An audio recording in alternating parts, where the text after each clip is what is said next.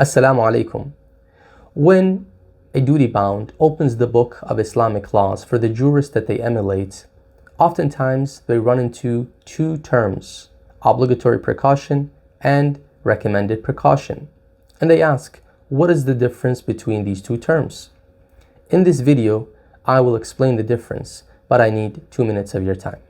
When a jurist, a faqih or a marja, concludes or completes the process of deriving a religious ruling from the sources, the Holy Quran and the honorable narrations by the Prophet and Ahlul Bayt, peace and blessings be upon them all, they encounter one of three cases.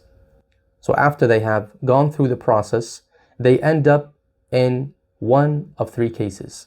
Case number one is when they have reached a final conclusion that they are content with, and therefore they would issue a fatwa, an edict. Case number two is that they have not reached a final conclusion that they are content with. And at the same time, they cannot dismiss the matter in question. So what do? They resort to precaution. But this type of precaution is obligatory. It is necessary. Now, what does this mean to the duty bound or for the duty bound? As a duty bound, as a mukallaf, when I open the book and I see that the faqih has not reached a fatwa, an edict, but rather an obligatory precaution, what do? Well, I have two options. Either I adhere to this precaution and observe it, or I can resort to the next most learned jurist who has issued an edict on the matter in question and then emulate them in it. Case number three that the jurist encounters after completing the process of deducing a religious ruling is that they would arrive at a ruling that they are content with, and they issue an edict, they issue a fatwa, similar to the first case. However, this time there's still more room for precaution.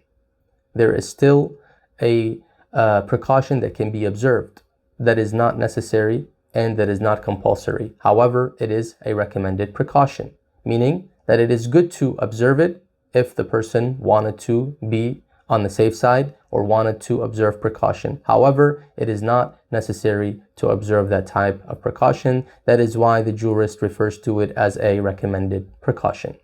So to summarize, when a jurist is close to completing the process of deducing a religious ruling on a given matter, either they arrive at a conclusion that they are content with, and at that point they would issue an edict, a fatwa, or they don't arrive at a conclusion that they are contented with, then they would resort to ihtiyat, but an obligatory type of ihtiyat. They refer to as obligatory precaution. And the third case is when they arrive at a conclusion that they are contented with, but still find room for precaution and issue, in addition to the edict, they would issue a recommended precaution.